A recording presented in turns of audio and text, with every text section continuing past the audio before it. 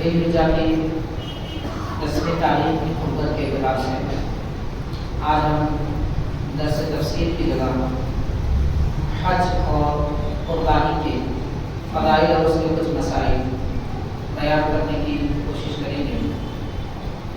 معزز حاضرین، اللہ تبارک و تعالیٰ نے مسلمان پر جتنے عبادتیں فرض فرمائی ہیں ان میں بعض عبادتیں بدنی ہیں اور بعض مالی ہیں، یعنی مال سے عبادت کی جاتی ہے اور مال خرچ کر کے عبادت کی جاتی ہے یا پھر بدن کے ذریعے عبادت کی جاتی ہے۔ بدنی عبادتوں میں نماز اور روزہ ہے، مالی عبادت میں زکوٰۃ ہے، اور حج بھی ایسی عبادت ہے جس میں بدن اور مال دونوں طریقے سے عبادت کی جاتی ہے کہ مال خرچ کر کے کعبۃ اللہ تک پہنچا جاتا ہے اور وہاں پر طواف کعبہ شریف، سعی، صفا مروہ، پھر بنا میں قیام، عرفات میں وقوف، رمی زمار، طواف زیارت وغیرہ، یہ ساری عبادتیں بدن سے کی جاتی ہیں۔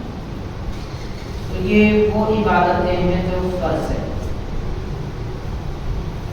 واجب اور سنت کا درجہ رکھنے والی عبادتوں میں بھی ایسی ہی قسمیں ہیں کہ جو بعض مال سے ادا کی جاتی ہیں، بعض بدن سے ادا کی جاتی ہیں، اور قربانی ایک ایسی عبادت ہے کہ اس میں مالی عبادت اور بدنی عبادت دونوں جمع ہیں کہ مال خرچ کر کے قربانی کا جانور خریدا جاتا ہے اور اسے ذبح کرنے کا جو عمل ہوتا ہے وہ بدن سے کیا جاتا ہے۔ بہرحال یہ دونوں عبادتیں ہیں جن کا تعلق حج اور قربانی، ان دونوں عبادتوں کا تعلق مالی اور بدنی عبادت سے۔ حج کے متعلق قرآن مجید میں اللہ تبارک و تعالیٰ نے فرمایا وَلِلَّهِ عَلَى النَّاسِ حِجُّ الْبَيْتِ مَنِ اسْتَطَاعَ إِلَيْهِ سَبِيلًا، یعنی جو لوگ کعبۃ اللہ تک پہنچنے کی استطاعت رکھتے ہیں، راستے کی استطاعت رکھتے ہیں، ان پر اللہ تعالیٰ کے لیے حج کرنا لازم ہے، فرض ہے۔ حج ایک ایسی عبادت ہے جس کا ذکر کرنے کے لیے اللہ تعالیٰ نے خاص طور پر فرمایا کہ اللہ کے لیے حج کریں۔ نماز بھی ویسے اللہ کے لیے ہی پڑھی جاتی ہے، روزہ بھی اللہ کے لیے ہی رکھا جاتا ہے، مگر حج کا جب ذکر آتا ہے تو اللہ تعالیٰ نے خاص طور پہ فرمایا کہ تم اللہ کے لیے حج کرو، اس لیے کہ حج ایسی عبادت ہے اس میں ریاکاری کا شائبہ زیادہ ہوتا ہے، یعنی لوگ عام طور پر حج کی عبادت میں ریاکاری میں مبتلا ہوتے ہیں۔ اسی لیے ہم دیکھتے ہیں کہ ایک مرتبہ کوئی حج کر لیتا ہے، اسے اگر حاجی نہ کہا جائے تو وہ ناراض ہو جاتے ہیں، اور لوگ بھی حج کرنے والوں کو بھی حاجی کہہ کے پکارتے ہیں۔ کوئی ممانعت تو نہیں ہے، لیکن ہوتا یہ ہے کہ لوگ عام طور پر حج میں ریاکاری کرتے ہیں اور اندیشہ ہوتا ہے، اسی لیے خاص طور پر اللہ تعالیٰ نے فرمایا اللہ کے لیے حج کرو، کسی اور کے لیے مت کرو، یعنی نہ دکھاوے کے لیے، نہ اپنی شہرت کے لیے، اور نہ اپنی دولت بتانے کے لیے، اور نہ ہی کوئی اور مقصد۔ حج کے متعلق نبی پاک صلی اللہ علیہ وسلم نے ارشاد فرمایا تابعوا بین الحج والعمرۃ، کہ اے لوگوں حج اور عمرہ ایک کے بعد ایک کیا کرو، یعنی بار بار حج اور عمرہ کیا کرو۔ ویسے زندگی میں حج ایک ہی مرتبہ فرض ہے اور عمرہ سنت ہے، لیکن بار بار کرنے کی تاکید بھی فرمائی گئی۔ کیوں؟ اس لیے کہ حضور پاک صلی اللہ علیہ وسلم نے فرمایا حج اور عمرہ، حج کرنے والے اور عمرہ کرنے والے کے گناہوں کو ایسے صاف کر دیتے ہیں جیسے کہ آگ میں سونا چاندی ڈالنے سے اس کا کھیل اور میل نکل جاتا ہے، خالص سونا خالص چاندی بن جاتی ہے۔ ایسے ہی مومن بھی جب حج کرتا ہے بار بار اور عمرہ کرتا ہے تو وہ مومن بھی خالص مومن ہو جاتا ہے، اس کا ایمان مخلصانہ ایمان ہو جاتا ہے۔ تو اس سے یہ معلوم ہوا کہ حج اور عمرہ کے ذریعے مسلمان پاک و صاف ہو جاتا ہے۔ اس لیے اور ایک حدیث پاک میں آتا ہے نبی پاک صلی اللہ علیہ وسلم نے ارشاد فرمایا جو لوگ حج کریں وہ ایسے گناہوں سے پاک ہو جاتے ہیں جیسے کہ ابھی ماں کے پیٹ سے پیدا ہوئے ہیں۔ پیدا ہونے والے لڑکا جیسا کہ گناہوں سے بالکل معصوم رہتا ہے، پاک رہتا ہے، حج کرنے والی عمرہ کرنے والی کی وسیع رہتی ہے۔ اور یہ بھی نبی پاک صلی اللہ علیہ وسلم نے ارشاد فرمایا حج کے احکام اور حج کی فضیلت وغیرہ بیان کرتے ہوئے کہ کعبۃ اللہ کو جب دیکھو تو دعا کرو اور اس وقت جو دعا کی جاتی ہے وہ رد نہیں ہوتی۔ اسی لیے حضرت امام اعظم ابو حنیفہ رحمۃ اللہ علیہ نے فرمایا جب کعبۃ اللہ کو پہلی مرتبہ دیکھیں، پہلی مرتبہ دیکھنے کا مطلب یہ نہیں ہے کہ ایک مرتبہ پہلی بار جا کے دیکھیں اس کے بعد دوبارہ آتے جاتے رہیں تو وہ نظر جو پہلی ہوتی ہے وہ مراد نہیں ہے، بلکہ جب بھی جائیں یعنی ایک مرتبہ کعبہ شریف میں حاضری کے لیے جائیں، طواف کے لیے جائیں تو جب پہلی نظر جو ہوتی ہے تو پہلی مرتبہ جب دیکھیں تو حضرت امام اعظم رحمۃ اللہ علیہ نے فرمایا یہ دعا کرو کہ اے اللہ مجھے ایسا بنا دے کہ میری ہر دعا قبول رہے۔ اس کو کہتے ہیں مختصر الفاظ میں اے اللہ مجھے مستجاب الدعوات بنا، یعنی میری ہر دعا قبول ہو جائے۔ تو یہ دعا جب کعبے کو دیکھتے ہی کوئی مسلمان کر لیتا ہے تو وہ اپنے وطن آنے پر بھی اس کی دعا قبول ہوتی ہے۔ تو دعا کی قبولیت کے لیے معتبر اور برکت والی جگہ کا بڑا اثر ہوتا ہے، لیکن کعبے کو دیکھنے پر جب یہ دعا کی جائے تو مسلمان کسی بھی جگہ کیوں نہ ہو اس کی دعا مقبول رہتی ہے۔ تو حضرت امام اعظم ابو حنیفہ رحمۃ اللہ علیہ نے کعبے پر پہلی نظر جب آئے تو اس وقت یہ دعا کرنے کا ذکر فرمایا۔ نبی پاک صلی اللہ علیہ وسلم نے ارشاد فرمایا کہ حجر اسود جسے چومنے کا حکم آیا حاجیوں کے لیے، معتمرین کے لیے، عمرہ کرنے والوں کے لیے، اس کے مطابق احادیث پاک میں یہ آتا ہے اور مفسرین تحریر فرماتے ہیں کہ حضرت آدم علیہ السلام جب آسمان سے زمین پر تشریف لائے تو آپ کے ساتھ میں کئی پتھر زمین پر بھیجے گئے، ان میں سے ایک حجر اسود ہے اور ان میں سے ایک مقام ابراہیم ہے اور ان میں سے ایک احد پہاڑ جو تقریباً 6 میل کے فاصلے پر مدینہ پاک میں پھیلا ہوا ہے۔ تو احد پہاڑ، حجر اسود، مقام ابراہیم، یہ 3 پتھر جب حضرت آدم علیہ السلام کے ساتھ زمین پر آئے تو اتنے چمکدار اور روشن تھے کہ جہاں تک نظر جاتی وہاں تک روشنی رہتی، اور حجر اسود جب کعبۃ اللہ کی جگہ پر لایا گیا تو جہاں تک اس کی روشنی گئی وہاں تک حدود حرم بنائی گئی، یعنی میقات۔ مکہ شریف کے علاوہ عرب کے علاوہ دوسرے مقامات سے جو لوگ حج کے لیے عمرے کے لیے آتے ہیں ان پر لازم ہے کہ وہ میقات سے پہلے احرام باندھیں یا میقات میں احرام باندھ کر اندر داخل ہو حدود حرم میں۔ تو یہ جو حدود حرم مقرر کیے گئے ہیں، ایک جانب 9 کلومیٹر ہے، ایک جانب غالباً 15 کلومیٹر ہے اور ایک جانب 22 کلومیٹر ہے۔ اس طرح کے علیحدہ تقریباً 5 میقات ہیں۔ تو یہ سارے میقات مقرر اسی جگہ پر کیے گئے جہاں تک حجر اسود کی روشنی تھی۔ تو حجر اسود اتنا منور پتھر تھا جو جنت سے آیا تھا، اسے کعبے میں نصب کیا گیا۔ حضرت ابراہیم علیہ السلام نے اسے کعبے میں رکھا، جبکہ وہ حضرت آدم علیہ السلام کے زمانے میں آیا ہوا تھا، اور اس وقت سے لوگ اسے چومتے رہے یا استلام کرتے رہے، یعنی ہاتھ لگا کر اشارہ کر کے چومتے رہے۔ تو یہ دونوں طریقے سے حدیث پاک میں آتا ہے کہ حجر اسود لوگوں کے گناہوں کو چوس لیتا ہے، اور لوگوں کے گناہوں کو چوستے چوستے وہ کالا ہو چکا ہے، ورنہ جب وہ زمین پر آیا تھا تو نہ صرف سفید بلکہ روشن تھا، جیسے کہ ایک لائٹ جلانے سے روشنی دور تک جاتی ہے۔ اب آپ غور کیجیے حجر اسود میں ایسی کتنی روشنی تھی کہ کعبہ شریف سے 22 کلومیٹر دور تک بھی اس کی روشنی موجود تھی۔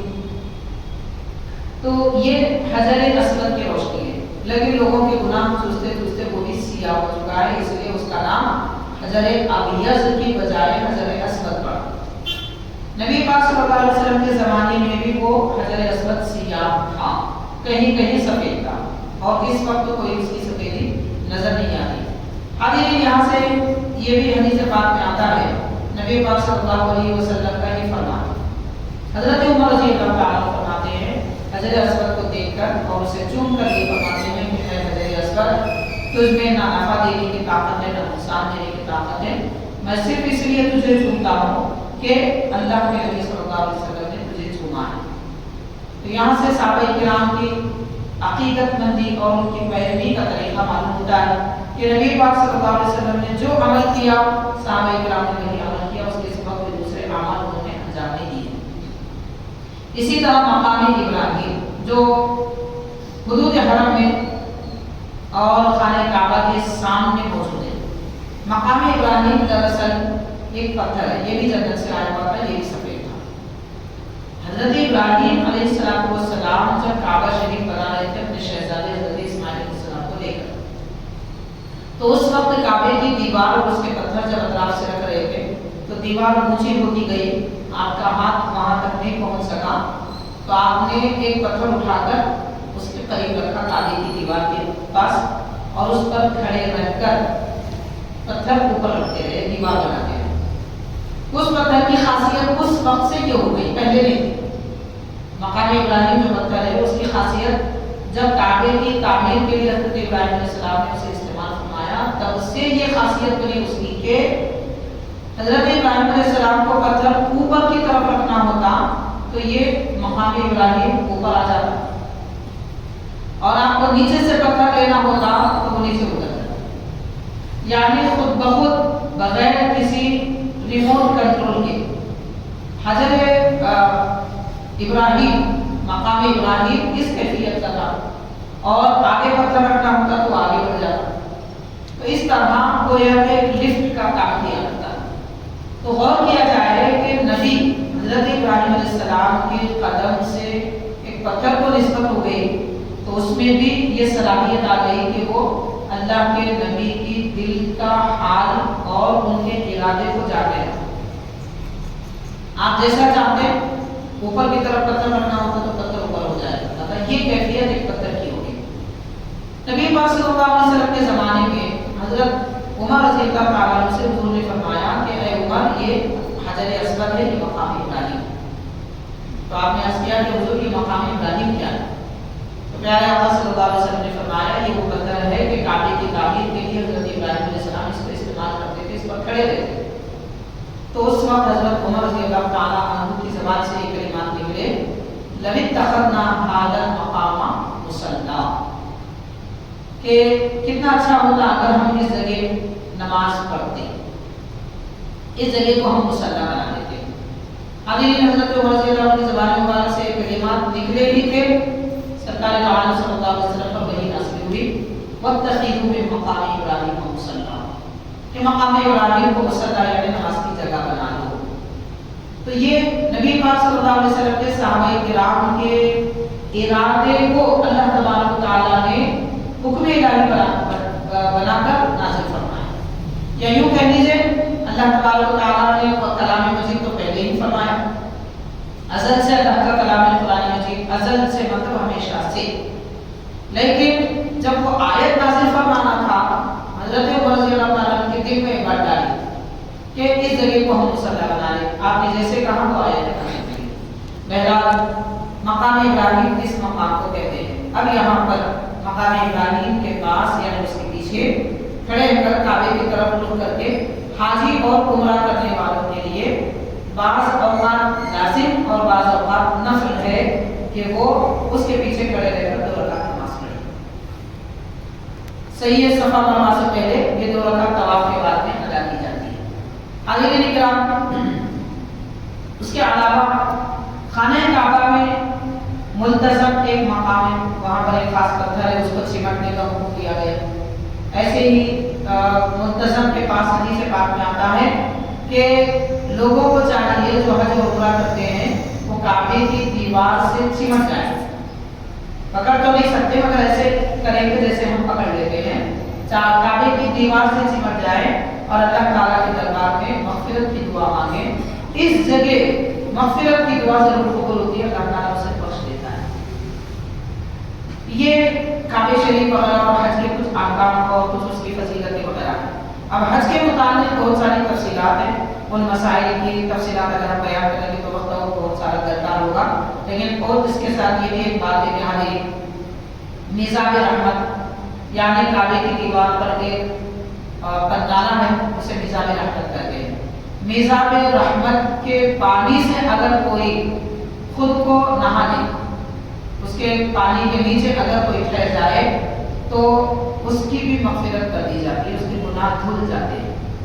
تو کعبہ شریف اتنی مقدس جگہ ہے کہ یہاں جو آیا آمن والا جو اس کے خلاف کو تھام لیا وہ حمد والا، جو کعبے کی دیوار کو چوما اس کے گناہ معاف، حجر اسود کو چوما اس کے گناہ معاف، طواف کیا تو معافی، صفا مروہ کی سعی کیا تو بشارتیں۔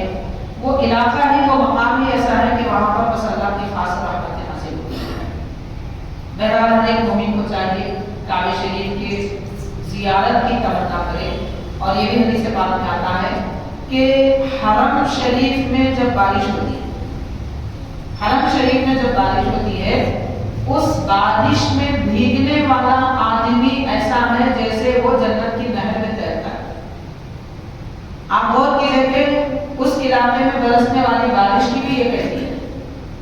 بہرحال بڑا پرفساد پرسکون اور رحمتوں والا مقام ہے۔ ہر مومن کی تمنا ہونی چاہیے، دعائیں ہونی چاہیے کہ اللہ تعالیٰ اس ذریعے ہمیں پہنچائے اور ہم حج اور عمرے کے لیے توفیق دے۔ حاضرین کرام، حج کے بعد میں ہر ایک مسلمان پر جو اہم ترین ذمہ داری آتی ہے وہ ہے نبی پاک صلی اللہ علیہ وسلم کے روضہ مبارک کی زیارت۔ سرکار دو عالم صلی اللہ علیہ وسلم کے روضہ شریف کی زیارت کرنا سنت، تمام سنتوں میں سب سے تاکیدی سنت مؤکدہ ہے، لیکن تمام سنتوں میں سب سے تاکیدی سنت ہے۔ اس کے متعلق حبیب پاک صلی اللہ علیہ وسلم نے فرمایا کہ جس نے حج کیا اور میری زیارت نہ کی اس نے مجھ پر ظلم کیا۔ تو بہت سارے لوگ ایسے ہیں کہ جو حج تو کر لیتے ہیں اور یہ سمجھتے ہیں کہ ہمیں مدینہ شریف جانے کی کیا ضرورت ہے، حضور پاک صلی اللہ علیہ وسلم کے روضہ پاک میں جانے کی کیا ضرورت ہے۔ تو اللہ تعالیٰ کے حبیب صلی اللہ علیہ وسلم نے فرمایا ہے حج کیا اور پیارے آقا صلی اللہ علیہ وسلم کی زیارت نہ کیا تو اس نے حج نہیں کیا بلکہ وہ ظلم کیا ہے، ظلم۔ اب اندازہ کیا جائے نبی پاک صلی اللہ علیہ وسلم کے روضہ پاک کی زیارت کی اہمیت کیا ہے۔ معزز حاضرین، حضرت عمر بن عبد العزیز رحمۃ اللہ علیہ کے متعلق آتا ہے آپ اکثر مدینہ پاک دمشق سے، یعنی ملک شام سے دمشق سے مدینہ پاک حضور کی زیارت کے لیے آتے ہیں۔ اگر کبھی آپ کی مصروفیت کی وجہ سے آنا نہ ہوتا تو اپنے خادم کو خرچ دے کر بھیج دیتے کہ جاؤ حضور کی زیارت کرو اور میری طرف سے سلام عرض کر کے آؤ۔ تو صرف آپ نہیں آ سکتے تھے، اسی لیے اپنی طرف سے کسی کو بھیج کر حضور کی خدمت میں سلام پیش کرتے۔ حضرت عمر بن عبد العزیز رحمۃ اللہ علیہ اور نبی پاک صلی اللہ علیہ وسلم کے روضہ پاک کی زیارت کے بے شمار آداب ہیں۔ ان آداب میں سے اس کا ہم اندازہ کر سکتے ہیں، صحیح بخاری کی حدیث پاک ہے، حضرت عمر رضی اللہ تعالیٰ عنہ اپنے دور خلافت میں مسجد نبوی میں تھے اور کچھ دور کے علاقے پر مسجد کے اندر ہی دو لوگ بیٹھے ہوئے آہستہ سے گفتگو کر رہے ہیں۔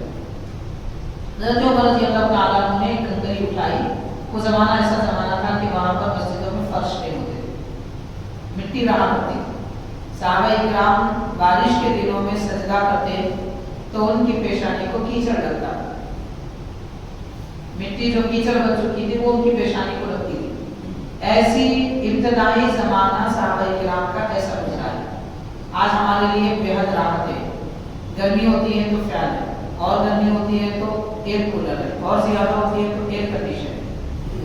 پیشانی کو دھول نہ لگے اس لیے قالینیں ہیں، قالینوں کے اوپر چادریاں ہیں۔ ہم اقسام کی سہولتیں ہیں، سب کچھ سہولتیں ہیں، مگر نمازی نہیں ہے۔ نمازی اگر ہیں تو پھر دل سے پڑھنے والے نمازی نہیں ہیں، یعنی ایسے لوگ کہ جن کا دل نماز میں لگ جائے۔ یہ کیفیتیں نہیں ہے، سہولتیں بہت ہو گئی مگر عبادتیں نہیں۔ حضرت عمر رضی اللہ تعالیٰ عنہ نے ان دونوں کو دیکھا، وہ آہستہ بات کر رہے ہیں تو اپنی کنکری پھینکی تو ان لوگوں نے دیکھا کہ کون پھینک رہے ہیں، تو دیکھا حضرت عمر رضی اللہ تعالیٰ عنہ نے آپ ان کو اشارے سے اپنی طرف بلائے اور فرمایا کیا مدینے کے رہنے والے ہو؟ انہوں نے کہا کہ نہیں، ہم دمشق کے رہنے والے ہیں۔ تو ارشاد فرمایا اگر تم مدینے کے ہوتے تو میں تمہیں کوڑے مارتا، اگر تم مدینے پاک کے ہوتے تو میں تمہیں کوڑے مارتا۔ کیا تمہیں معلوم نہیں ہے کہ یہاں اللہ کے نبی ذبح فرمان، یعنی روضہ مبارک حضور پاک صلی اللہ علیہ وسلم کا مسجد نبوی میں، مسجد نبوی کی قبلے کی دیوار سے تقریباً 3 صفحے، وہ پرانی مسجد ہے، ان 3 صفوں کے بعد میں سرکار کا روضہ مبارک ہے۔ تو مسجد کے اندر حضور کا روضہ مبارک ہے، اس کے اطراف میں مسجد کا दिखाता है। तो आप फरमाते हैं उमर रज़ी अल्लाह तआला अन्हु, क्या तुम्हें मालूम नहीं है कि यहाँ सरकार जलवा फरमाए रोज़े मुबारक है? बाहर के वो आदाब से वाकिफ नहीं है, इसीलिए मैंने माफ कर दिया। अगर मदीने शरीफ के लोग ये बेअदबी करते तो उन्हें जरूर कोड़े मारता, क्योंकि उनको मालूम है यहाँ की मस्जिद के आदाब क्या है। तो ये मस्जिद नबवी के आदाब है कि वहाँ बात करना भी मना है। आम मस्जिदों में तो मना है, लेकिन मस्जिद नबवी में तो और ज्यादा मना है। इसीलिए बाद शायरों ने कहा कदीम जमाने के, नफस गुम कर कभी आयत जुनैद तो बायसी नीचा, यानी रोज़े मुबारक हुज़ूर पाक सल्लल्लाहु अलैहि वसल्लम का ऐसा है कि यहाँ पर जुनैद और बायसी, जुनैद बगदादी, बायसी बस्तामी जैसी बड़ी बड़ी शख्सियतें अल्लाह वाले भी अपनी सांस खो के आते हैं। यानी यहाँ आकर सांस भी नहीं लेते कि सांस लेने में भी आवाज आती है, ये आवाज भी ना आए हुजूर के दरबार में, इसलिए वो अपनी सांस खो के आते हैं। तो गौर किया जाए नबी पाक सल्लल्लाहु अलैहि वसल्लम के रोज़े पाक और मस्जिद नबवी का कदर क्या है। और आज इसका इंतहाई बुरा हाल ये देखा जाता है कि लोग सरकार के दरबार में हाजिरी के इरादे से दौड़ते हैं, मस्जिद नबवी चीखो पुकार करते हैं, वावेला मचाते हैं। उससे बढ़कर ताज्जुब और अफसोस की बात यह है कि माअल्लाह ला हौला वला कुव्वता इल्ला बिल्लाह रोज़े पाक के करीब है और हुजूर के रोज़े को पीट किए हुए सेल्फी की तरफ नजर है, फोन की तरफ नजर है, और जब फोन फोटो लेते हैं तो उसके फोटो की आवाज भी आने लगती है। यहाँ तो सांस लेने को जुर्म समझा गया है, और यहाँ के मुसलमान अल्लाह के नबी के दरबार में हाजिरी के लिए जा रहे हैं। अब वो अपनी आखिरत बनाना चाहते हैं या फिर अपनी आखिरत बिगाड़ना चाहते हैं। ताज्जुब की बात तो ये है कि अल्लाह के हबीब के दरबार में वहां जाने के लिए रोंगटे खड़े हो जाना चाहिए कि किस दरबार में मैं जा रहा हूँ। प्यारे आका सल्लल्लाहु अलैहि वसल्लम रोज़े पाक के अंदर हैं, तब भी हुजूर हमें ऐसे ही देखते हैं जैसे हम खुले तौर पर देखते हैं, बल्कि उससे ज्यादा हुजूर की नजर पाक। अल्लाह के हबीब के दरबार में हाजिरी हो रही है और वहाँ फोन का ख्याल, वहाँ रिश्तेदारों का ख्याल, और वहाँ पर लोग फोन मिलाते हैं मैं रोज़े पाक में हूँ। किसको बताना चाहते हैं, क्या बताना चाहते हैं, कहाँ ठहरे हुए? तो लोग फॉर्मेलिटी करते हैं, फॉर्मेलिटी के साथ इबादतें अंजाम देते हैं। इबादत को इबादत के तौर पे करना चाहिए। हाज़रीन किराम, नबी पाक सल्लल्लाहु अलैहि वसल्लम का रोज़े मुबारक तमाम जहां वालों के लिए दो जहां में मुसीबतों से नजात का जरिया है। मलजा को मावा है प्यारे आका का रोज़े पाक। मुस्नद दारिमी की हदीस से पाक है, सहाबा किराम हुज़ूर पाक सल्लल्लाहु अलैहि वसल्लम के रिसाले अक़दस के बाद हज़रत उम्मुल मोमिनीन आयशा सिद्दीक़ा रज़ियल्लाहु तआला अन्हा के पास आए, जहां सरकार का रोज़े पाक है और हज़रत अबू बकर सिद्दीक़ रज़ियल्लाहु तआला अन्हु भी वहां पर मौजूद है, हज़रत उमर रज़ियल्लाहु तआला अन्हु भी मौजूद है। हुजूर पाक सल्लल्लाहु अलैहि वसल्लम के सीने के पास, सरकार के सीने के पास हज़रत अबू बकर सिद्दीक़ रज़ियल्लाहु तआला अन्हु का सर और हज़रत अबू बकर सिद्दीक़ रज़ियल्लाहु अन्हु के सीने के पास हज़रत उमर रज़ियल्लाहु अन्हु का सर। अब यहाँ दो हदीसें मैं आपको सुनाऊंगा। सुनानी दारिमी में है कि सहाबा किराम हज़रत आयशा रज़ियल्लाहु अन्हा की खिदमत में आए, जहाँ सरकार का रोज़ा है वो हज़रत आयशा रज़ियल्लाहु तआला अन्हा का घर है। वही हुज़ूर पाक सल्लल्लाहु अलैहि वसल्लम का विसाल अक़दस हुआ तो सरकार का रोज़े पाक भी वहीं बनाया गया, क्योंकि नबी पाक सल्लल्लाहु अलैहि वसल्लम ने फरमाया, उस वक्त आपस में गुफ्तगू भी सहाबा किराम की में कहा तदफीन अमल में लाई जाए जन्नतुल बक़ी में वगैरह। तो हज़रत उमर रज़ियल्लाहु तआला अन्हु फरमाते हैं, उस वक्त हज़रत अबू बकर सिद्दीक़ रज़ियल्लाहु अन्हु फरमाते हैं, मैंने नबी पाक सल्लल्लाहु अलैहि वसल्लम से सुना है कि नबी का जहाँ विसाल होता है वहीं उनका मज़ार होता है, लिहाजा उसी जगह सरकार का रोज़े पाक मज़ार अकबर बनाया गया। हज़रत आयशा रज़ियल्लाहु तआला अन्हा का घर था। तो बाद के ज़माने में कहत साड़ी छा गई, बारिश नहीं हो रही थी। सहाबा किराम आए हज़रत आयशा रज़ियल्लाहु अन्हा से अर्ज़ करने लगे तो आपने फरमाया कि सरकार के रोज़े मुक़द्दस के छत वाली खिड़की खोलो। तो छत पर जो खिड़की थी वो खोली गई, जैसे खोली गई तेज बारिश हुई। हदीस पाक बाज़ा पर सुनने दारिमी की और कई दिनों तक बारिश होती रही। मदीने शरीफ की गलियां भर गई और नदियां बहने लगी, पानी हर तरफ फरावानी होने लगी, हरियालियां उगाई। तो अब सहाबा इकराम ने अर्ज किया कि पानी बस हो गया। तो हजरत उम्मुल मोमिनीन आयशा रज़ियल्लाहु अन्हा ने फरमाया कि अब खिड़की बंद कर। तो जैसे खिड़की बंद कर दी गई फिर बारिश हो गई। तो ये सरकार के रोज़े पाक की बरकत है। सहाबा इकराम को बारिश होना होता तो हुज़ूर पाक सल्लल्लाहु अलैहि वसल्लम के रोज़े पाक के मज़ार पाक के वसीले से बारिश तलब करते थे। ये कोई किस्से कहानी अफसाने नहीं है। सहाबा इकराम का तरीका, उनका अमल, उनकी जिंदगी में क्या करते थे, ये अहादीस है मुस्नद दारिमी के हदीस के बाद। तो हाजी हुजूर अकरम रहमतुल लिल आलमीन सल्लल्लाहु अलैहि वसल्लम कुल जहानों के लिए अल्लाह ताला ने आपको रहमत बनाया और आप हमेशा से हमेशा तक रहमत है, अज़ल से अबद तक महमूद है और अज़ल से अबद तक रहमत है। तो ये हज और प्यारे आका सल्लल्लाहु अलैहि वसल्लम के रोज़े पाक के मुताबिक चल बातें रिवायत वगैरह हमने आपके गोशेगुजार की ताकि हमारे दिल में भी वो तमन्ना, वो तड़प पैदा हो कि हम हरमैन शरीफैन की ज़ियारत करें। हाज़रीन, आज ज़िलहिज्जा की 8वीं तारीख मुकम्मल हो चुकी है, नबी का आगाज़ हो चुका है। नबी का आगाज़ हो चुका है। ये हमारे एतबार से जो लोग इस वक्त मिना में मौजूद है हाजी, उनके लिए कल आने वाली रात अरफा की रात है और हमारे लिए आज की रात अरफा की रात है। ये फर्क है इसलिए कि हज के दिनों में रात दिन के बाद आती है और बाकी दिनों में रात पहले आती है, दिन बाद में आता है। तो आज 9वीं शब है, लेकिन हाजियों के लिए आज 8वीं शब है। यानी इस एतबार से मैं कह रहा हूँ, वरना आज वहां पर अरफा का दिन हो चुका है, एक दिन वो आगे है हमसे, कल हमारे पास अरफा का दिन है। बहरहाल अरफा के दिन की फजीलत और उस दिन रोजा रखने की फजीलत नबी पाक सल्लल्लाहु अलैहि वसल्लम ने बयान फरमाई। मुसन्नफ इब्न अबी शैबा की हदीस है, सहीह इब्न खुज़ैमा की हदीस है, मुस्नद इमाम अहमद की हदीस है। चला हदीस है, मैं आपको सुनाने की सआदत हासिल करूंगा। नबी पाक सल्लल्लाहु अलैहि वसल्लम ने फरमाया, सौम अरफा का कफ़ारतु सनतैन, अरफा का रोजा 2 साल का कफ़ारा होता है। एक अरफा के दिन रोजा रखेंगे तो 2 साल के गुनाहों का कफ़ारा होता है, एक पिछला साल, एक अगला साल। यानी पिछले साल हमसे जितने गुनाह हुए उन सारे गुनाहों का कफ़ारा अरफा के रोजे से हो जाएगा और आने वाले साल के गुनाहों का कफ़ारा भी अरफा के रोजे से हो जाएगा। कफ़ारे का मतलब क्या है? कफ़ारे का मतलब बदला, मिटाने वाली चीज। यानी गुनाह हुए हैं तो उन गुनाहों को मिटा दिया जाएगा कल के रोजे की वजह से, अगले और पिछले।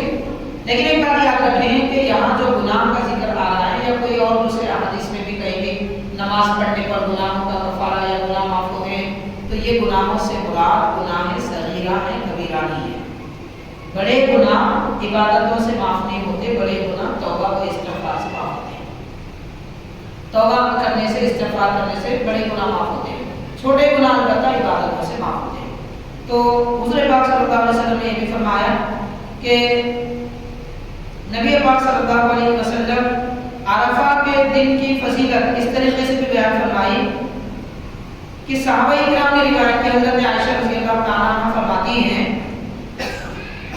कि साल भर में अरफा के दिन से ज्यादा किसी दिन रोजा रखना मुझे पसंदीदा नहीं है। सबसे महबूब अगर मेरे लिए कोई रोजा है, किसी रोजे को अगर मैं ज्यादा पसंद करती हूँ, हज़रत उम्मुल मोमिनीन आयशा सिद्दीक़ा रज़ियल्लाहु अन्हा फरमाती हैं, तो वो अरफा का रोजा है।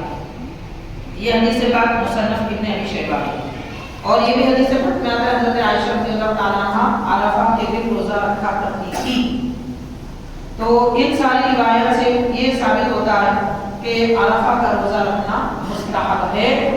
अगर रखें तो सवाब है, ना रखें तो कोई हरज नहीं है। और ये जो हदीस आपने सुनी मुसन्नफ इब्न अबी शैबा, इब्न अबी खुज़ैमा, मुस्नद इमाम अहमद वगैरह की अहादीस शरीफा है। हाज़रीन किराम, इसके साथ बाद में आने वाला जो दिन है जिसे यौमुन नहर कहते हैं, कुर्बानी का दिन। तो कुर्बानी का दिन ذوالحجہ کا دن ہے۔ قربانی ہر ایک صاحب نصاب مالدار مسلمان پر واجب ہے۔ امام اعظم ابو حنیفہ رحمۃ اللہ علیہ کے فرمان کے مطابق واجب ہے، یعنی احادیث شریفہ میں جو تاکید آئی ہے اس کے اعتبار سے آپ فرماتے ہیں کہ قربانی دینا مالدار مسلمان پر ضروری ہے۔ مالدار کون، کس کو مالدار کہتے ہیں؟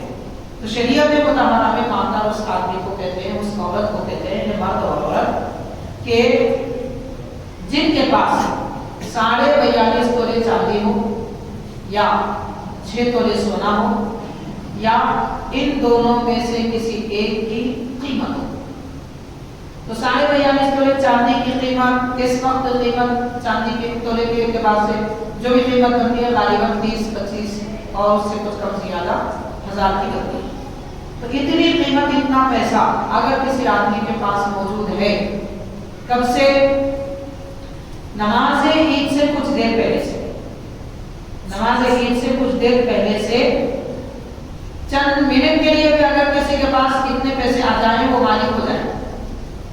10ویں 11ویں 12ویں ذی الحجہ، 12ویں ذی الحجہ کی سورج ڈوبنے سے پہلے تک اس وقت میں اگر 3 دنوں میں چند منٹ کے لیے بھی اگر کسی کے پاس کتنے پیسے یا اتنی قیمت ہے تو پھر اس آدمی پر قربانی واجب ہے۔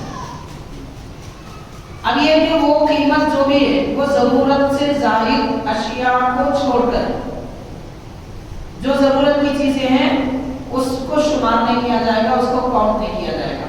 یعنی ہم کیسے دیکھیں کہ ہمارے پاس 42.5 تولے چاندی کی قیمت ہے، کیسے دیکھیں؟ تو دیکھنے کے لیے آسان کام شریعت جو بتاتی ہے کہ قربانی واجب ہونے کے لیے، میں زکوٰۃ کی بات نہیں کر رہا ہوں، زکوٰۃ کا طریقہ الگ ہے، قربانی کا الگ ہے، نصاب ایک ہے دونوں کا، لیکن قربانی واجب ہونے کے لیے مرد کے پاس 3 جوڑے کپڑے اور عورت کے پاس 5 جوڑے کپڑے، رہنے کے لیے مکان، خواہ و کرائے کا بھی کیوں نہ ہو، اور کھانے کے لیے 1 دن کی غذا اگر موجود ہے تو اس سے بڑھ کے جو بھی ہے وہ سب ضرورت سے زیادہ ہے۔ مثال کے طور پر آج کون سا گھر ہے جہاں پر فریج نہ ہو؟ کون سا ایسا مکان ہے جہاں پر واشنگ مشین نہ ہو؟ اور کتنے ایسے مکانات ہیں جہاں پر مہمانوں کی مہمان نوازی کے لیے صوفہ وغیرہ ہوتا ہے، کرسیاں زائد ہوتی ہیں اور شوکیس ہوتا ہے جس میں 1 سے زائد برتن رکھے ہوئے ہوتے ہیں، اور مزید اپنے گھر کو خوبصورت بنانے کے لیے ضرورت سے زائد لائٹ ہوتے ہیں۔ اگر گھر میں روشنی کے لیے 1 لائٹ کافی، پڑھنے کے لیے 2 لائٹ چاہیے، اس سے زیادہ جو ہے اس کا کوئی اعتبار نہیں، بلکہ کھانے پینے کے جتنی ضرورت کے سامان ہے، گھر میں 5 آدمی ہیں تو 5 برتن، اور پکوان کے لیے جتنے سامان کی ضرورت ہے اس سے بڑھ کے جو بھی ہے وہ ضرورت سے زیادہ ہے۔ تو ایسی کتنی زیادہ چیزیں ہمارے پاس ہوتی ہیں، ان ساری چیزوں کو اگر شمار کر دیا جائے تو 42.5 تولے نہیں بلکہ 40 تولے چاندی کے برابر قیمت ہو جاتی ہے، 400 تولے چاندی کے برابر قیمت ہو جاتی ہے، صرف 40 نہیں۔ تو اتنی زیادہ فراوانی ہے، اس اعتبار سے اس وقت کے محققین فرماتے ہیں کہ تقریباً 80 سے 90% مسلمانوں پر قربانی واجب ہے۔ بہت ہی کم لوگ ہیں جن پر قربانی واجب نہیں، بہت ہی کم ہے، کیونکہ آج مسلمانوں کے پاس 3 سے زیادہ 15-20 تک جوڑے کپڑے رہتے ہیں، 1 چپل نہیں لیتی، بلکہ گھر کی چپل الگ، مسجد کو آنے کی الگ، دعوت میں جانے کی الگ، آفس کو جانے کی الگ، یہ جوتے الگ وہ جوتے الگ، ہمارے سب کی چیزیں ایک آدمی کے پاس 2-2 4-4 گھڑیاں تو یوں رہ جاتی ہیں۔ اینک لگانے والا آدمی بھی 4-4 اینک تو رکھتا ہے، الگ الگ خوبصورت۔ اب یہ ساری چیزیں ضرورت سے زیادہ ہیں، ان سب چیزوں کو شمار کر دیا جائے تو قربانی تو بہرحال واجب ہے، لیکن افسوس کی بات یہ ہے کہ 30% مسلمان قربانی دیتے ہیں، واجب ہے 90 لوگوں پر اور دے رہے ہیں 30 لوگ، یہ بڑے افسوس کی بات ہے۔ واقعی اگر سارے مسلمان قربانی دیں گے، اللہ تبارک و تعالیٰ نے فرمایا یہ قربانی کے دن عید کے دن ہیں، ان دنوں میں روزہ رکھنا جائز نہیں ہے، اور ان دنوں میں सारी मखलूक अल्लाह की मेहमान होती है। अगर वाकई 90% मुसलमान कुर्बानी देंगे तो कोई आदमी, कोई जानदार भूखा प्यासा नहीं रहेगा इन 3 दिनों। अल्लाह ताला का मंशा यही है कि कोई भूखा प्यासा ना रहे। अल्लाह के मेहमान, मखलूक अल्लाह के मेहमान है और फरमाता है ये ईद के दिनों में कैसे हो सकता है? कुर्बानी सब देंगे तो होगा। बहरहाल हाज़िरीन किराम, अब यहाँ कुर्बानी किस पर वाजिब है ये थोड़ी सी वज़ाहत की गई। मर्द पर भी वाजिब है, औरतों पर भी वाजिब है। और एक बात आमतौर पर लोग जो सवाल करते हैं कुर्बानी के मुताबिक वो ये है कि मैं मरहूमिन की तरफ से कुर्बानी देना चाहता हूँ। तो याद रखिए कि मरहूमिन की तरफ से कुर्बानी हो या फिर बहुत सारे ऐसे हज़रात हैं जो एक कुर्बानी या तो हिस्सा या फिर दुम्बा हुज़ूर पाक सल्लल्लाहु अलैहि वसल्लम की खिदमत में उसका हदिया पेश करते हैं सरकार की तरफ से कुर्बानी। तो ये सब करना बिल्कुल दुरुस्त है, कारी सवाब है, उसकी फजीलतें हैं। लेकिन एक बात याद रखें कि जो कुर्बानी दे रहे हैं अगर उन पे कुर्बानी वाजिब है, यानी वो 42.5 तोले चांदी की कीमत रखते हैं, तो उन्हें चाहिए कि पहले वो अपनी तरफ से कुर्बानी दें, वो वाजिब है। बाकी सरकार की खिदमत में हदिया वो नफिल है, मरहूमिन की तरफ से वो नफिल है। तो पहले वाजिब अदा करें, उसके बाद नफिल अदा करें। हाँ, किसी आदमी के पास दोनों दुम्बे जमा है, वो अपनी वाजिब कुर्बानी के लिए भी रखा है और हुजूर की खिदमत में हदिये के लिए भी, सरकार की तरफ से कुर्बानी के लिए भी रखा है। तो ऐसा हो सकता है कि पहले वो हुजूर की खिदमत में जो हदिया पेश करना है उसे ज़बह करे, उसकी कुर्बानी दे, बाद में अपनी कुर्बानी दे, ये मुमकिन है। लेकिन अपनी कुर्बानी बहरान जो वाजिब है वो पहले अदा करना जरूरी है।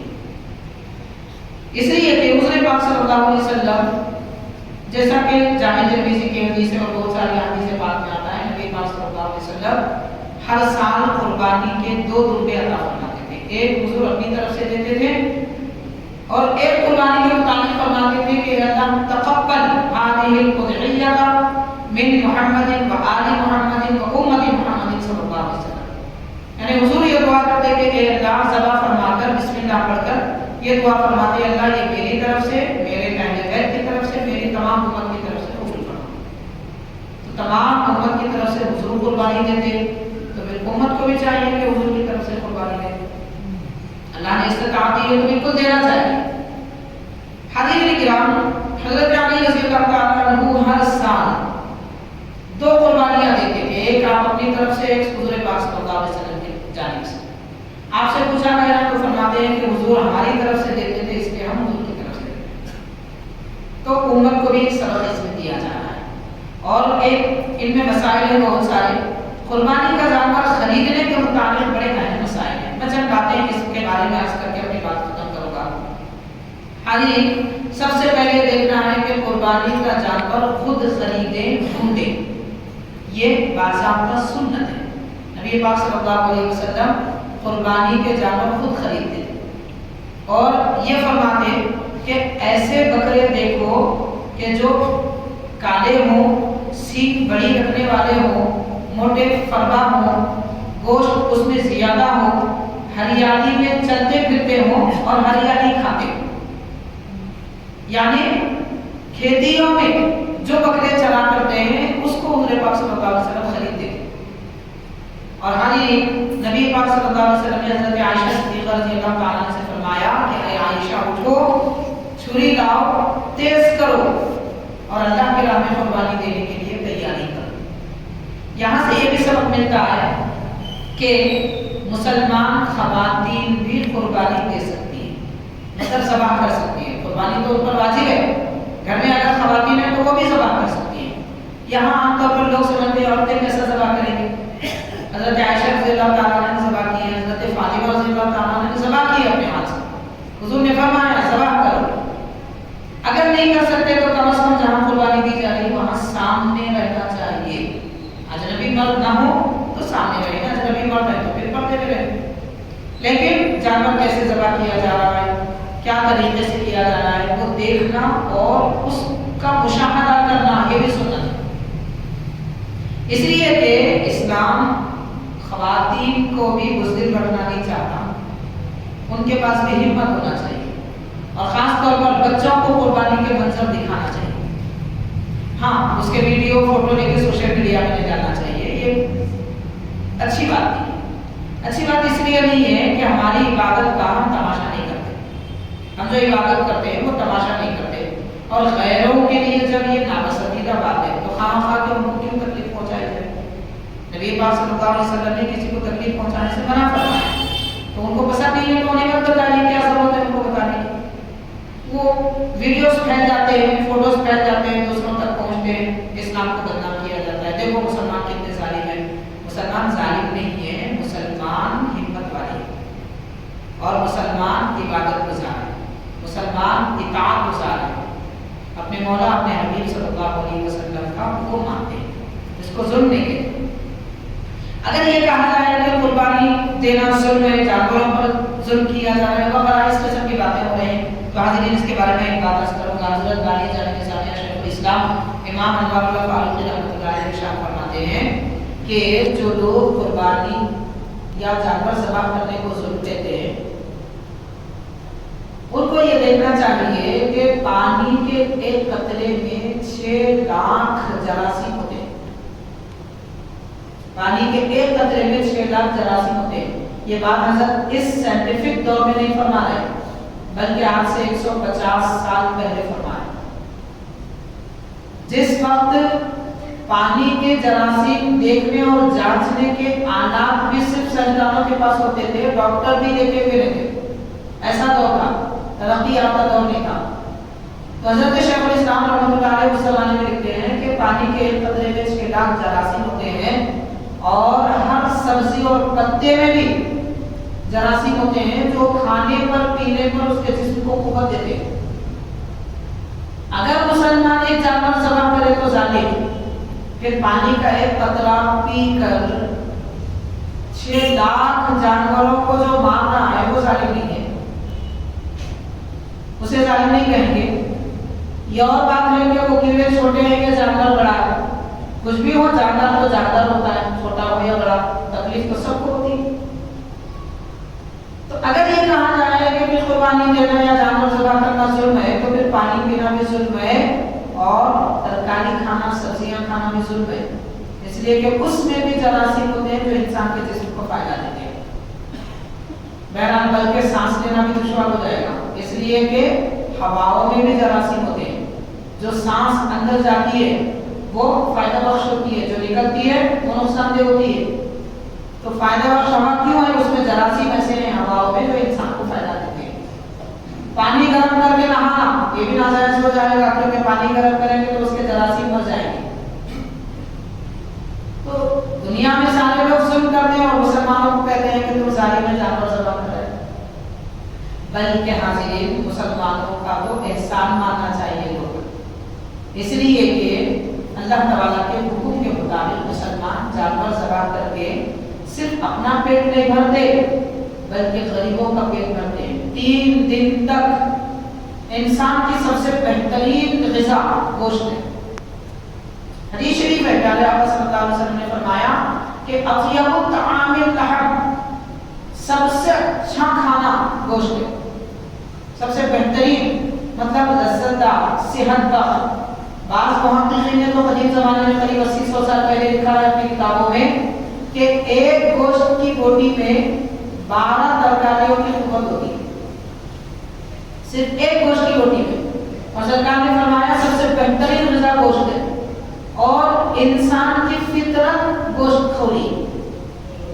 تو انسانوں کے لیے آسانی فراہم کی جا رہی ہے۔ کئی ایسے دنیا میں غریب ہیں جو مہینوں گوشت نہیں کھاتے۔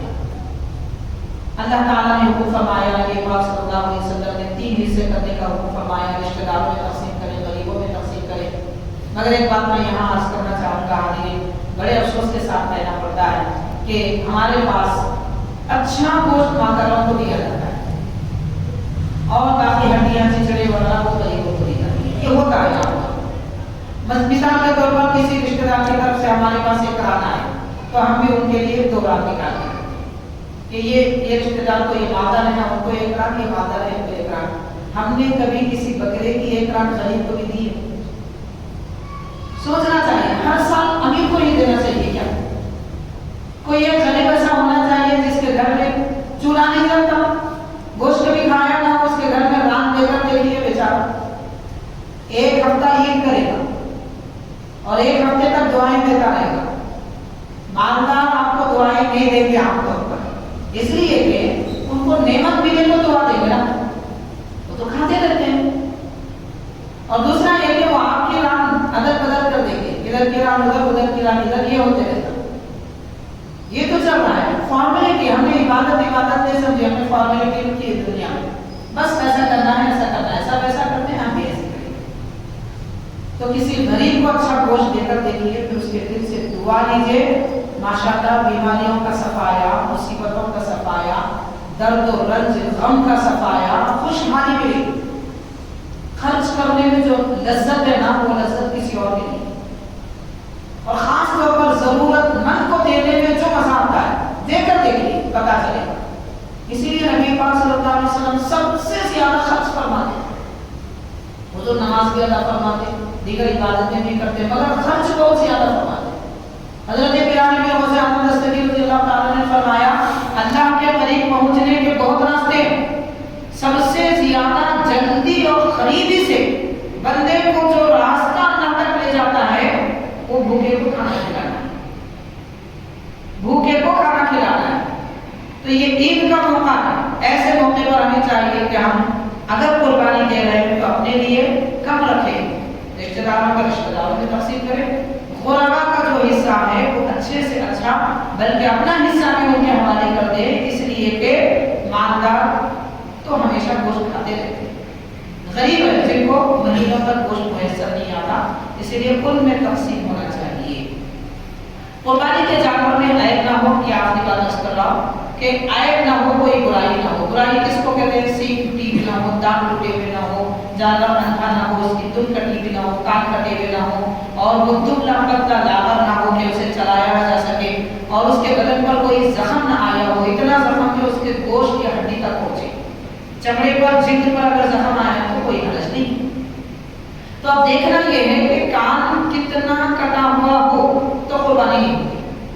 مثال کے طور پر کان ایک بالش کا ہے تو اس کا تیسرا حصہ 1/3 حصہ، اس سے زیادہ اگر کان کٹا ہوا ہے تو اس کی قربانی نہیں ہوگی، اتنی مقدار میں ہو تو ہو جائے گی، اس سے کم ہو تو نہیں ہو جائے گی۔ دانت اگر آدھے دانت ٹوٹے ہوئے ہیں تو اس جانور کی قربانی نہیں ہوگی۔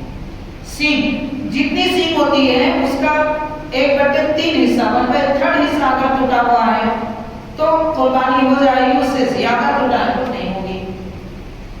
تو یہ دم کے کٹنے میں بھی یہی مسئلہ ہے، اور زخم جو آیا ہے وہ زخم گوشت تک پہنچا ہے تو اس کی قربانی نہیں ہوگی۔ اور یہاں یہ بھی دیکھنا ہے کہ جانور لنگڑا نہ ہو، لنگڑتا نہ ہو۔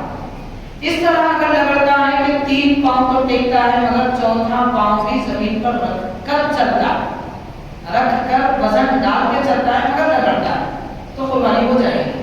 لیکن پاؤں رکھتا ہے مگر وزن نہیں ڈالتا یا رکھتا ہی نہیں ہے تو پھر اس کی قربانی نہیں ہوگی۔ یہ جانور میں لگڑاپن ہونا جانور میں عیب ہے۔ اس کے برخلاف حاضرین، جانور کسی جگہ باندھا ہوا ہے اور وہاں سے کچھ ہی دور پر، یعنی یہاں باندھے تو یہاں لا کر ذبح کر رہے ہیں، تو ذبح کرنے کے لیے جب لے جا رہے ہیں تب اگر جانور بگڑ جائے یا زمین پر لے جانے کی صورت میں اس کی سینگ ٹوٹ جائے یا وہ بے قابو ہو کے دیوار سے سینگ مار دے، یعنی آپ ذبح کر رہے ہیں تب ایسا ہو تو کوئی حرج نہیں، ذبح کر سکتے ہیں، قربانی ہو جائے گی۔ پوری سینگ ٹوٹ گئی بھی تو ہو جائے گی، اس کی پوری ہڈی بھی ٹوٹ گئی تو ہو جائے گی۔ شرط یہ ہے کہ رسی کھول کر قربان گاہ میں ڈالیں۔ ایسا نہیں ہے کہ کئی اور جانور رکھے ہوئے تھے وہاں سے پلانی میں لا رہے ہیں، راستے میں کچھ ہو گیا یا اتارنے کے وقت میں ہو گیا تو یہ قابل اعتبار نہیں ہے۔ جانور کو اپنی جگہ سے قربانی کی جگہ لا رہے ہیں ذبح کرنے کے لیے، اس وقت کوئی عیب آ جائے تو وہ عیب کے ساتھ میں قربانی ہو جائے گی ذبح کرنے پر۔ اور ایک اہم مسئلہ میں آپ کو بتانا چاہوں گا، یاد آ رہا ہے عرض کروں گا، عام طور پر ہوتا ہے بہت سارے لوگوں کو قربانی جانور ذبح کرنے کا شوق ہوتا ہے لیکن معلوم نہیں ہوتا کیسے ذبح کریں، کیا کریں، اس کا پتہ نہیں چلتا۔ تو ہوتا کیا ہے، ذبح کرنے کے لیے جو قصاب وغیرہ جو لوگ بھی آئے ہوئے وہ کیا کرتے ہیں، ہمارے ہاتھ پر یا اپنے چھری پر اپنا ہاتھ رکھ کے زور لگاتے ہیں، یا ایسا کرتے ہیں کہ آپ تھوڑا کاٹیے کافی کا بھی کاٹ دیں۔ اگر یہ دو صورتیں ہو رہی ہیں، یعنی ہمارے ہاتھ پر وہ آدمی اپنا ہاتھ رکھ کے ذبح کر رہا ہے لیکن جو ہاتھ رکھ رہا ہے چھری پر، یا ہمارے ہاتھ پر ہاتھ رکھ رہا ہے یا چھری پر رکھ رہا ہے، وہ بھی بسم اللہ اللہ اکبر پڑھنا ضروری ہے. اگر نہیں پڑھا تو وہ جانور حرام ہے، قربانی نہیں ہوئی نہیں، اس کو کھانا ہی جائز نہیں ہے. یہ غلطی اکثر قربانی کے دنوں میں ہوتی ہے، اس لیے اس کی طرف توجہ کرنا ضروری ہے. اگر کوئی ہاتھ لگا رہا ہے تو انہیں بھی چاہیے کہ وہ بسم اللہ اللہ اکبر پڑھے. یہ کب ہے؟ جبکہ وہ مسلمان. اب عام طور پر قربانی کے جانور کاٹنے والے، گوشت کے ٹکڑے کرنے والے، کھال چھیننے والے غیر مسلم ہوتے ہیں. اگر وہ چھری پر ہاتھ لگا دیے تو پھر وہ جانور حرام، کیونکہ وہ مسلمان ہی نہیں ہے. مسلمان ہے تو بسم اللہ اللہ اکبر پڑھنا ہے، وہ ہے ہی نہیں اور اپنے ساتھ چھری پر ہاتھ رکھ رہے ہیں یا پھر اپنے ہاتھ پر ہاتھ رکھ رہے ہیں، یعنی قربان ذبح کرنے میں مدد کر رہے ہیں، تو درست نہیں ہے. البتہ جو لوگ سر پکڑ لیتے ہیں، پاؤں پکڑ لیتے ہیں، یا جانور پر بیٹھ جاتے ہیں، یا اس پر اپنا گھٹنا رکھ دیتے ہیں، ایسے لوگ اگر بسم اللہ اللہ اکبر نہ بھی پڑھیں تو قربانی ہو جائے گی، مگر ان کا پڑھنا بہتر ہے، افضل ہے. وہ بھی پڑھنا چاہیے، نہ پڑھے بھی تو ہو جائے گی قربانی، مگر چھری پر ہاتھ رکھنے والا اس کا ہاتھ نہ پڑے تو قربانی نہیں بلکہ جانور ہی ذبح نہیں ہوگا، حرام ہے. یہ بات اچھی طرح یاد رکھیں. یہ چند اہم اور ضروری مسائل تھے قربانی کے متعلق جو آپ کے گوشت گزار کی گئے. اللہ تعالیٰ ہمیں ان مسائل پر عمل کرنے کی توفیق عطا فرمائے اور قربانی ہماری جانب سے اپنے دربار میں قبول فرمائے. اس کا ہمارے لیے دنیا و آخرت میں ذخیرہ عطا فرمائے. جو مالدار ہیں انہیں قربانی دینے کی توفیق عطا فرمائے اور سب کی قربانی کو اپنے دربار میں شرف قبولیت سے نوازے. صلی اللہ تعالیٰ